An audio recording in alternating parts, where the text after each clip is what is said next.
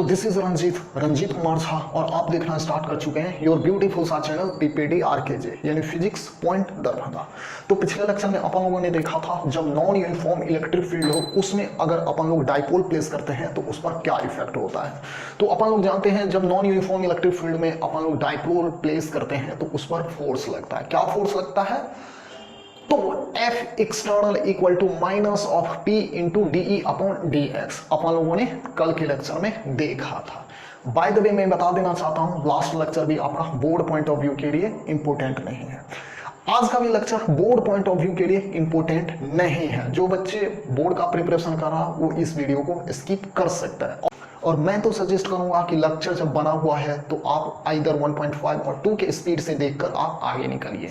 तो चलिए आज अपन लोग देखते हैं कि जब डाइपोल को एक uniformly charged hemispherical ball के सेंटर पर प्लेस करते हैं तो क्या होगा और उसे जरा सा टिल्ट करेंगे तो क्या होगा। जानते हैं कि ऑसिलेशन करेगा। कहने का मतलब oscillation of dipole in uniformly charged hemispherical ball. ठीक है, तो चलिए स्टार्ट करते हैं। और हाँ, आपको इस लेक्चर का नोट पीडीएफ फॉर्मेट में डिस्क्रिप्शन बॉक्स के भीतर मैं दे दूंगा, तो वहां से जाके आप डाउनलोड कर लेना। तो चलिए स्टार्ट करते हैं। डाइपोल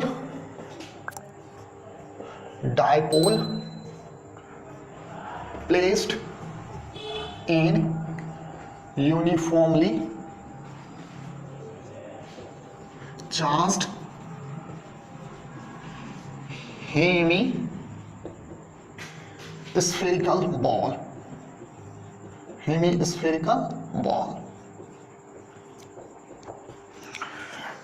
जब किसी डाइपोल को एक uniformly hemispherical charge ball के सेंटर पे डालते हैं तो क्या होगा। कुछ कंडीशन में लगा के देता हूं।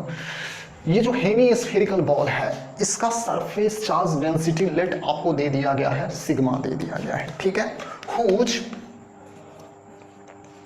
Whose surface charge density equal to आपको सिग्मा दिया गया। ठीक है, क्या दिया गया है? सिग्मा दिया गया है, सिग्मा कूलम पर मीटर स्क्वायर। ठीक है, चलिए ये तो हो गया। इस जो हेमी स्फेरिकल बॉल है इनका चार्ज हो गया। ठीक, अब ये जो डाइपोल प्लेस करा गया है, डाइपोल कहां पे प्लेस करा गया है? तो हेमी स्फेरिकल बॉल के सेंटर पे प्लेस करा गया है। And dipole is placed at center of hemispherical ball। ठीक है, और ये जो डाइपोल है उस डाइपोल का डाइपोल मूवमेंट क्या है? तो along the axis which is passing through the center of ball and dipole moment is along the line या along the axis या along the line passing through center या axial center of ball। ठीक है, वो axial line से dipole का जो direction है एक्सियल लाइन पर कुछ दिया गया है। और यहाँ पे मैं आपको एक और भी प्रॉब्लम कराऊंगा कि जब यूनिफॉर्म इलेक्ट्रिक फील्ड में एक डाइपोल प्लेस करते हैं तो क्या कोई कंडीशन हो सकता है कि जहां पर नेट इलेक्ट्रिक फील्ड जीरो हो। तो ये भी अपन लोग देखेंगे जिसे आप लोग नल पॉइंट बोलते हैं। तो बहुत ही इंपॉर्टेंट वो भी क्वेश्चन है जेईई एडवांस वगैरह के लिए, तो ध्यान से देखना। चलिए, तो हेमी स्फेरिकल बॉल अपन लोग बनाते हैं। मान लीजिए कि ये एक हेमी स्फेरिकल बॉल है। ठीक है, हेमी स्फेरिकल बॉल है। ठीक है, इस पर चार्ज डिस्ट्रीब्यूट है। मान लेते हैं कि प्लस चार्ज डिस्ट्रीब्यूट है on the surface of that hemispherical. ये कटोरा है तो कटोरा पर चार्ज डिस्ट्रीब्यूट है। ठीक है, ये वॉल्यूम में चार्ज डिस्ट्रीब्यूट नहीं है, ये तो खोखला हुआ ना, इनके सरफेस पर चार्ज डिस्ट्रीब्यूट है। क्या समझाऊं? अब जैसे देखो, ये अगर इसे आप कट कर लोगे तो इनके ऐसे जो एक सरफेस है, ऐसे सरफेस है, इस पे चार्ज डिस्ट्रीब्यूट है। ठीक है, तो ये मान लो कि एक हेमीस्फेरिकल बॉल है, कटोरा है, मान लीजिए कि ये इनका सेंटर है, ठीक है, ये क्या हो गया, इनका एक्सिस हो गया। चलिए दूसरे कलर से देखते हैं, ये इसका सेंटर हो गया और ये इसका एक्सियल या एक्सिस हो गया ऑफ किसका, तो बॉल का। यहां पे क्या करा गया है, यहां पे एक देखो डायपोल को प्लेस करा गया है at the centre of hemispherical ball. तो यहां पे एक डायपोल को प्लेस करा गया है। मान लेते हैं ये जो डायपोल दिया गया है, इस डायपोल का डायरेक्शन कुछ इधर है, ठीक है, ये डायपोल मूवमेंट का डायरेक्शन कुछ इधर है, ओके। यहां पे डायपोल प्लेस करा गया है। अब हमें एक बात बताओ, हमने आपको ऑलरेडी ये बताया था कि इस हेमीस्फेरिकल बॉल के कारण यहां पर इलेक्ट्रिक फील्ड क्या होता है। तो हमने आपको लेक्चर नंबर याद तो नहीं है लेकिन सर्च कर लेना, electric field due to hemispherical ball के कारण। तो हमने आपको बताया था electric field, we know that electric field due to hemispherical ball के कारण हमने मान लिया इलेक्ट्रिक फील्ड एट पॉइंट यहां पे क्या होगा, तो हमने मान लिया E होगा। और E एक्चुअली में होगा कितना, तो E due to this hemispherical ball equal to होता है sigma by 4 epsilon naught, sigma by 4 epsilon naught, where sigma is equal to surface charge density. इसमें जो चार्ज डेंसिटी है वो सिग्मा आपको दिया गया है, sigma equal to surface charge density, surface charge density आपको सिग्मा दिया गया है। तो ये तो रहा इलेक्ट्रिक फील्ड का जो वैल्यू है, ये रहा। अब एक्चुअली हमें ये बताओ कि ये चार्ज क्या है, तो चार्ज आपका पॉजिटिव इन नेचर है। तो इलेक्ट्रिक फील्ड का डायरेक्शन क्या होगा, तो इलेक्ट्रिक फील्ड का डायरेक्शन भी कुछ इसी डायरेक्शन में होगा, इसी डायरेक्शन में होगा, और इसका वैल्यू क्या होगा, इधर होगा। अब हमें एक बात बताओ, जब इलेक्ट्रिक फील्ड और डायपोल मूवमेंट का डायरेक्शन सेम हो या एंटी पैरेलल हो, तो इन दैट केस डायपोल जो रहता है किस स्टेट में रहता है। तो आप लास्ट 2 लेक्चर में खोल कर देखना, हमने आपको बताया था जब P एंड E का एंगल आइदर 0 डिग्री हो और 180 डिग्री हो, तो ये डायपोल कौन सा कंडीशन रहता है, तो इक्विलिब्रियम कंडीशन में रहता है। अब रहा बात कौन सा इक्विलिब्रियम में रहता है, किसी भी इक्विलिब्रियम में हमें अभी कोई प्रॉब्लम नहीं, चाहे वो स्टेबल इक्विलिब्रियम में हो चाहे अनस्टेबल इक्विलिब्रियम है वो। तो यहां पे देखिए P and E both are in same direction, that means E and P का एंगल कितना है, यहां पे E एंड P का एंगल 0 डिग्री है। तो that means this dipole is in stable equilibrium. क्या होगा, here dipole is in stable equilibrium, ठीक है। ये डायपोल क्या है, स्टेबल इक्विलिब्रियम में है। मैं आपको कुछ यहां पर क्वेश्चन में और भी टर्म्स इंक्लूड करना भूल गया, क्या, तो इस डायपोल का जो मोमेंट ऑफ इनर्शिया है वो भी आपको दे दिया गया है फॉर शॉर्ट कैलकुलेशन के लिए। And dipole's moment of inertia equal to I दे दिया गया है किधर, along axis of hemispherical ball, along axis of hemispherical ball, ठीक है। ये आपको दिया गया है, यहां से आपका सॉल्यूशन है, ओके, यहां से आपका सॉल्यूशन है, यहां से आपका सॉल्यूशन है। ध्यान से देखना, बारीकी से देखना, बहुत ही इंपॉर्टेंट क्वेश्चन है। क्या, तो ये तो हमें इलेक्ट्रिक फील्ड मिल गया इस पॉइंट पर, क्योंकि हमने पहले ऑलरेडी करके रखा हुआ है कि इस हेमीस्फेरिकल बॉल के कारण यहाँ पर इलेक्ट्रिक फील्ड क्या होता है, ठीक है। तो सिग्मा अपॉन 4 एप्सिलॉन नॉट रहा है। तो यहाँ पे जब डायपोल रखा है तो ये डायपोल अभी क्या कंडीशन में है, तो इक्विलिब्रियम कंडीशन में है। कोई भी इक्विलिब्रियम हो, स्टेबल हो अनस्टेबल हो, आई डोंट केयर। अब जब यहाँ पे जो डायपोल है, इस डायपोल को जरा सा मैं टिल्ट करता हूं, यानी when this dipole is slightly tilt, when this dipole is slightly tilt, यानी एंगल अभी कुछ मैं दे देता हूं किनके बीच का, तो dipole movement and electric field के बीच में कुछ एंगल में कुछ वर्क करके देता हूं। अब ध्यान से सुनना, हमने क्या करा है, इस डाइपोल को स्लाइटली टिल्ट करा है। वी हैव स्लाइटली टिल्ट क्या चीज को, तो डाइपोल को स्लाइटली टिल्ट डाइपोल।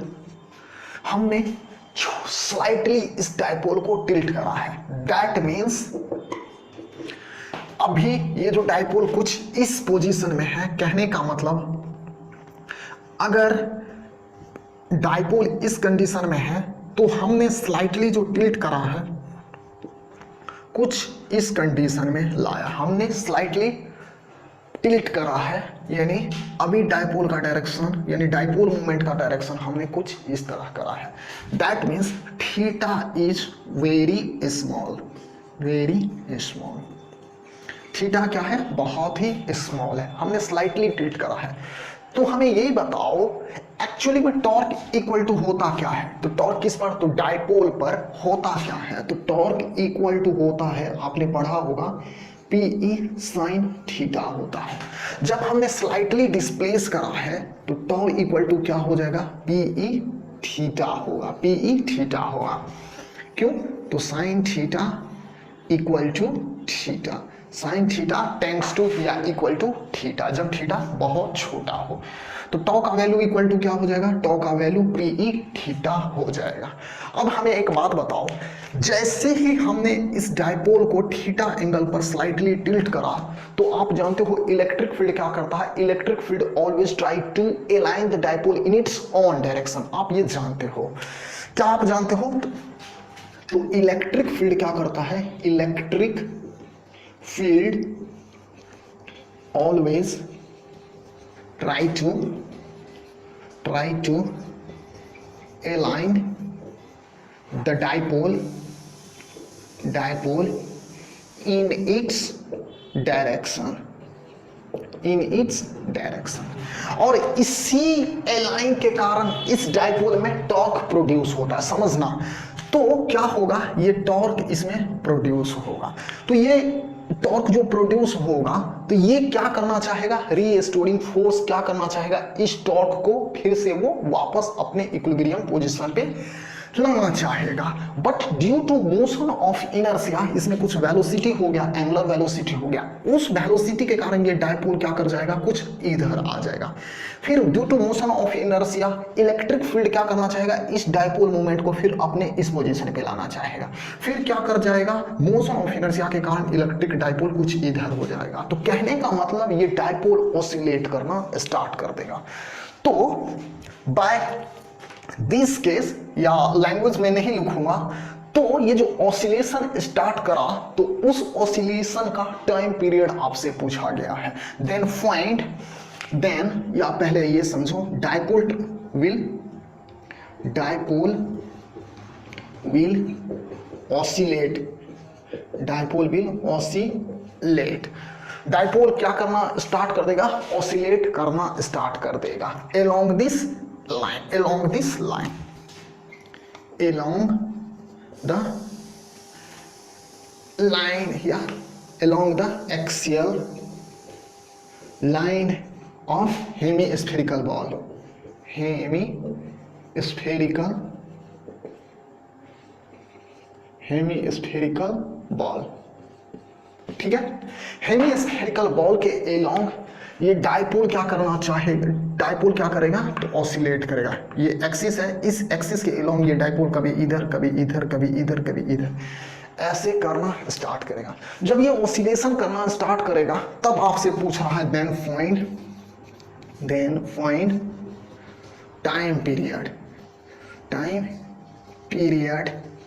ऑफ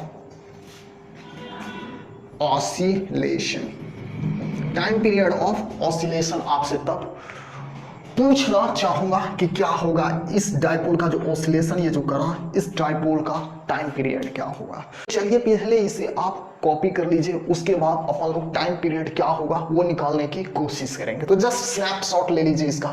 हो गया, मिटा दूं क्या? चलिए,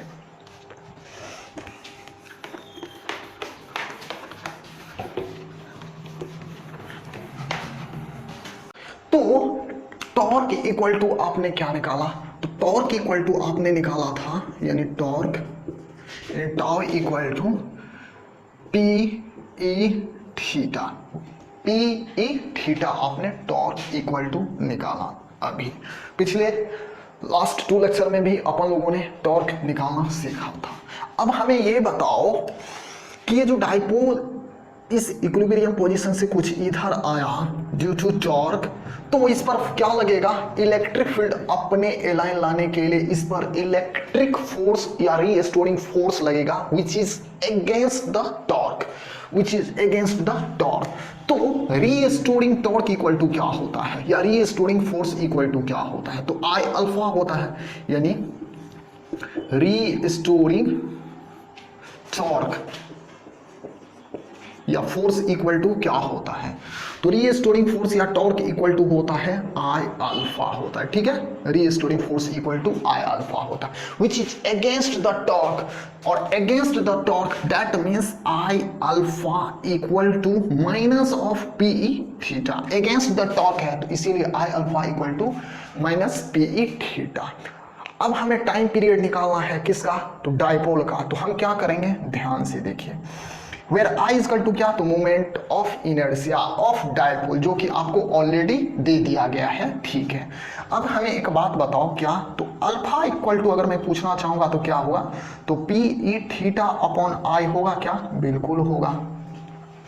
या एंगुलर एक्सीलरेशन अगर मैं पूछना चाहूंगा तो एंगुलर एक्सीलरेशन इक्वल टू क्या होता है? तो फॉर एसएचएम के लिए आपने एंगुलर एक्सीलरेशन पढ़ा होगा, अल्फा इक्वल टू होता है minus omega square theta, minus omega square theta for angular SHM में आपने पढ़ा होगा कि alpha equal to minus omega square theta, where theta equal to angular displacement, जो हमने करा है, ठीक है।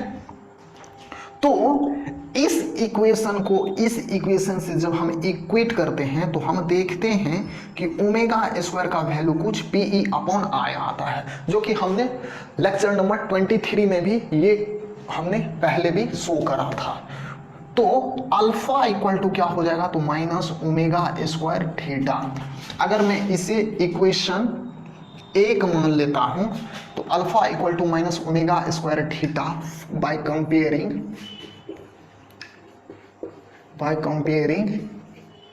इक्वेशन 1, ठीक है। इस इक्वेशन को कंपेयर करने से ओमेगा स्क्वायर का वैल्यू अपने को क्या मिला? तो पी ई अपॉन आई मिला। तो ओमेगा स्क्वायर का वैल्यू क्या मिला? तो पी ई अपॉन आई मिला, ठीक है। ये ओमेगा स्क्वायर का वैल्यू मिला। अगर मैं ओमेगा पूछना चाहूंगा तो क्या होगा? तो under root of P E upon I होगा, ठीक है। ये ओमेगा का वैल्यू होता है। बट एक्चुअली में अपने से पूछा क्या गया है? अपने से पूछा गया है ये जो डाइपोल का फ्रीक्वेंसी है या टाइम पीरियड क्या होगा। तो टाइम पीरियड इक्वल टू क्या होता है? तो टाइम पीरियड इक्वल टू होता है 2 pi by omega. Time period t equal to 2 pi by omega. तो चलिए 2 पाई डाल दीजिए, 2 पाई हमने डाल दिया। ओमेगा का वैल्यू क्या है? तो ओमेगा का वैल्यू देखिए पी ई अपॉन आई है, तो पी ई अपॉन आई हमने डाल दिया। चलिए क्या होगा? तो time equal to 2 pi under root I by P E, ठीक है। I by P E time period होगा। ये तो हुआ टाइम पीरियड हुआ। बट एक्चुअली में इस पॉइंट पर electric field due to hemispherical ball के कारण होता क्या है? तो E इक्वल टू होता है sigma upon 4 epsilon naught, sigma upon 4 epsilon naught. तो E के बदले में आपको डालना है T equal to 2 pi under root I by P तो है, E का वैल्यू क्या होगा? तो सिग्मा बाय 4 एप्सिलॉन नॉट, ठीक है। ये हो गया। तो जब इसे अच्छी तरह से सिंप्लीफाई करते हैं तो टाइम पीरियड इक्वल टू क्या मिलता है? तो टाइम पीरियड आपको t इक्वल टू, ध्यान से देखिए, 2 pi 4 epsilon naught I under root of 4 epsilon naught I by P sigma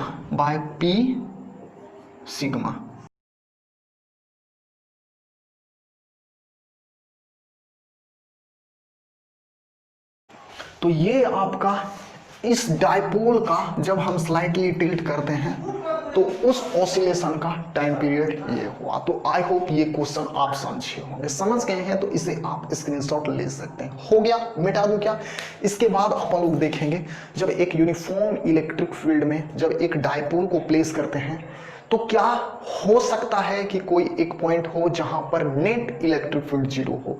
अगर net electric field any point आपको मिलता है, कोई भी पॉइंट, तो वो पॉइंट का पोजीशन आपको फाइंड करना है। तो पहले इसका स्क्रीनशॉट ले लीजिए, इसके बाद अपन लोग नेक्स्ट क्वेश्चन की तरफ बढ़ते हैं। हो गया, स्क्रीनशॉट ले लीजिए। हो गया, मिटाऊं? चलिए,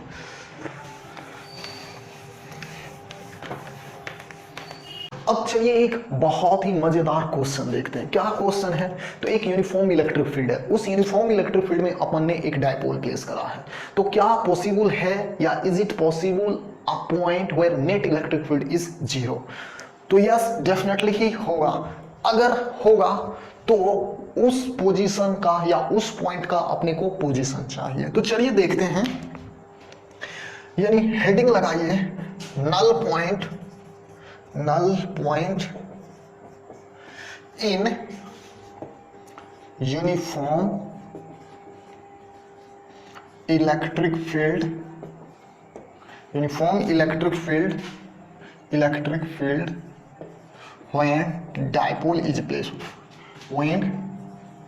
dipole is placed, ठीक है?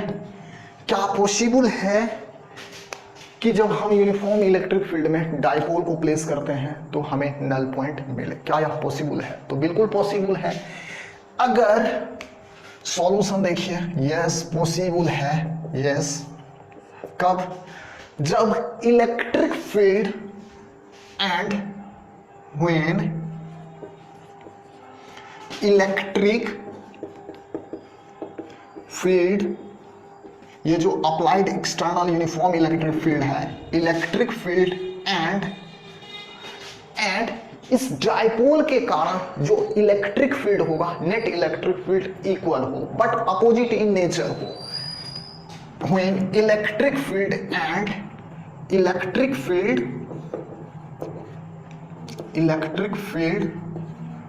ड्यू टू डायपोल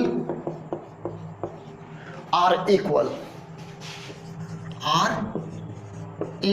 ठीक है? जब ये दोनों इक्वल हो and opposite in direction, and opposite by direction, अगर उन दोनों का डायरेक्शन अपोजिट हो तभी पॉसिबल होगा, ठीक है?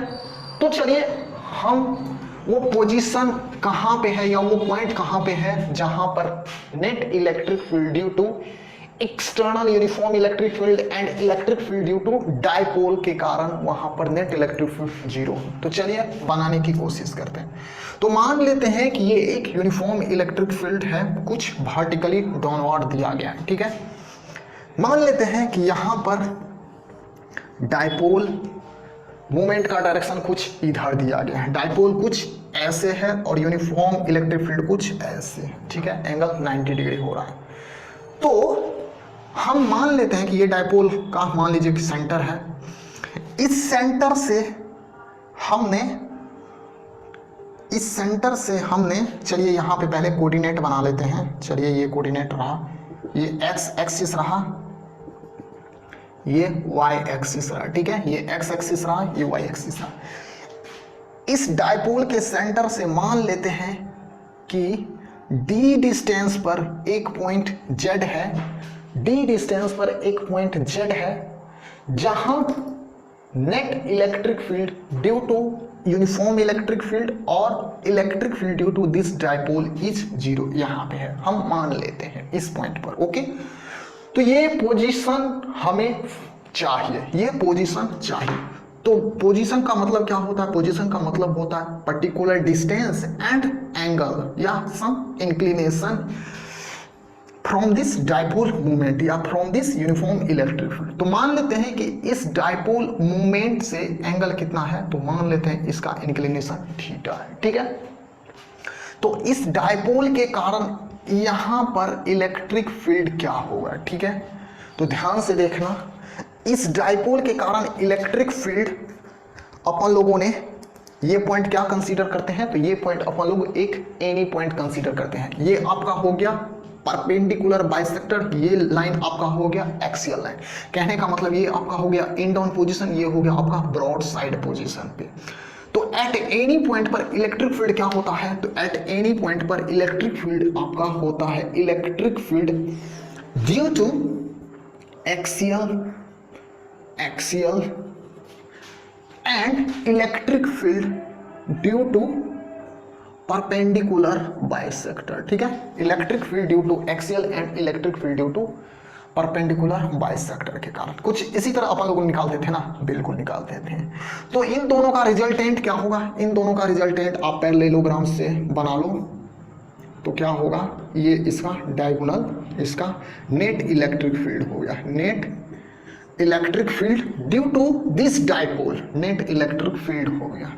और ये net electric field equal to होता क्या है, तो under root of this square plus under root of this square. अब ध्यान से सुनना कि यहाँ पे अपने को ई नेट यहाँ पे यानी E of Z equal to 0 होना चाहिए। E of Z equal to 0 कब हो सकता है, तो ध्यान से देखना, ई जेड इक्वल टू 0 तभी हो सकता है जब ई नेट इक्वल टू ये ई हो, ई नेट इक्वल टू ये यूनिफॉर्म इलेक्ट्रिक फील्ड हो, ठीक है। यानी ई नेट कुछ इधर है और ई कुछ इधर है, ई नेट इक्वल टू ई हो, ठीक है। तो यहां पर अब जरा ध्यान देना, चलिए यहां पर हम कुछ कैलकुलेशन वगैरह करने की कोशिश करते हैं। तो मान लेते हैं कि ये क्या है, देखिए इस लाइन का हमने एक पैरेलल लाइन यहां पे ड्रॉ करा। जब टू पैरेलल लाइन को कोई एक इंटरसेक्टिंग या एक इंक्लाइंड रे इंटरसेक्ट करता है, तो ये एंगल हमने अगर थीटा माना है, तो ये एंगल क्या होगा, ये एंगल थीटा होगा क्या, बिल्कुल होगा। अल्टरनेट एंगल से ये एंगल थीटा है तो ये भी एंगल थीटा होगा, ठीक है। चलिए ये थीटा हुआ।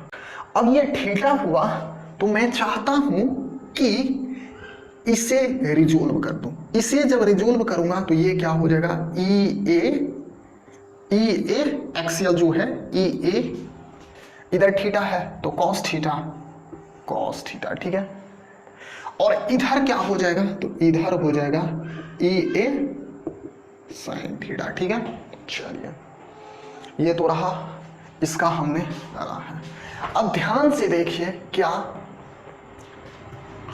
तो ये वन स्ट्रेट लाइन मेक्स कितना, तो 180 डिग्री। ये टोटल 90 है और ये 90 है, तो ये अगर देखो ये क्या हो गया अपना, अरे बाबा ऐसे देख, इसे मैं जरा यहां पे समझाने की कोशिश करता हूं, ठीक है।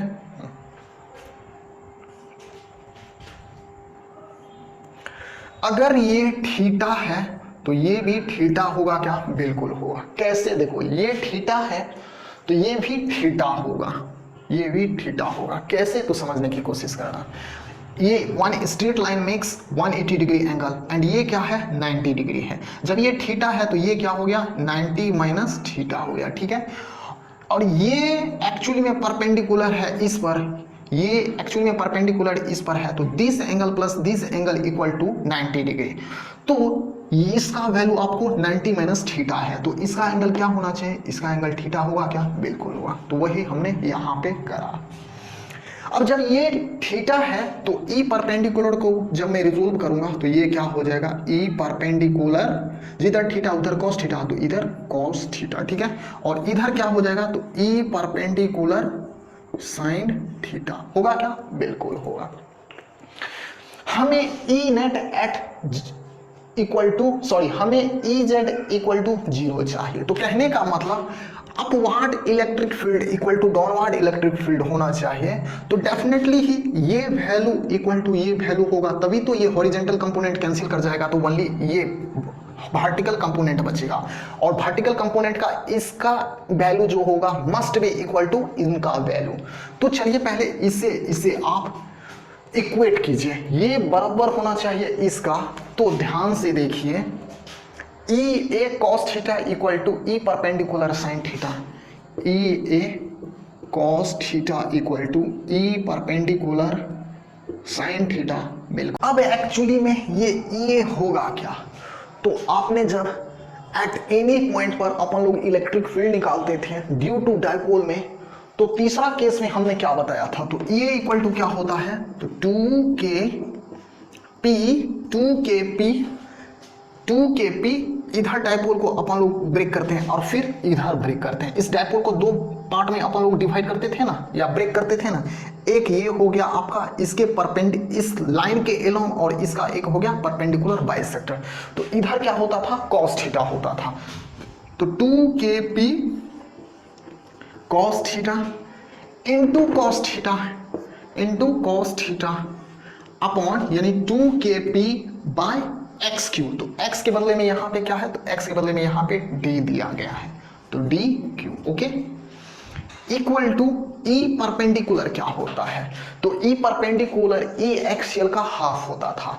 तो अब देखो इनका परपेंडिकुलर, ये जो बाइसेक्टर है, इनके बाइसेक्टर पे ये होगा, इनका बाइसेक्टर है ना, तो डाइपोल मोमेंट ये हुआ, इनके बाइसेक्टर पर ये है, तो d डिस्टेंस पर है। तो electric field due to dipole at bisector equal to क्या होता है, तो K P sine theta by D Q into ये साइन थीटा, ठीक है, हमने कर दिया। अब जरा गौर करके देखो कि कुछ कटिंग खुटिंग होने वाला है क्या, बिल्कुल होगा। ये डी क्यू कैंसिल होगा, ये के पी और ये के पी कैंसिल होगा। तो कहने का मतलब 2 cos square theta equal to 2 cos square theta equal to sine square theta, ठीक है। या ऐसे देखिए, इस cos स्क्वायर थीटा को इधर दे दीजिए, तो 2 इक्वल टू क्या हो जाएगा, sine square theta by cos square theta होगा क्या, बिल्कुल होगा। और sine square theta by cos square theta equal to क्या होता है, तो tan स्क्वायर थीटा होता है। तो tan square theta equal to 2 दिया गया है, तो थीटा इक्वल टू क्या होगा, तो theta equal to tan inverse root 2 होगा, theta equal to tan inverse root 2 होगा। तो कहने का मतलब d डिस्टेंस पर अगर थीटा का वैल्यू tan इनवर्स रूट 2 है, तभी यूनिफॉर्म एक्सटर्नल इलेक्ट्रिक फील्ड में जब कोई डाइपोल प्लेस करते हैं तो d डिस्टेंस पर वो अपने को नल पॉइंट मिलता है। तो आई होप ये भी क्वेश्चन आप समझ गए होंगे। तो समझ गए हैं तो इसे आप कॉपी कर लीजिए। हो गया, स्क्रीनशॉट ले लिए, चलिए अगर ले लिए तो लेक्चर को आज यहीं पे टर्मिनेट करते हैं। अगर लेक्चर अच्छा लगा तो लेक्चर को लाइक कर देना, अगर लेक्चर अच्छा नहीं लगा तो डिसलाइक भी करना। और सबसे इंपॉर्टेंट, आप पढ़ाई करते रहना और जाते जाते चैनल को सब्सक्राइब कर देना। All the very best.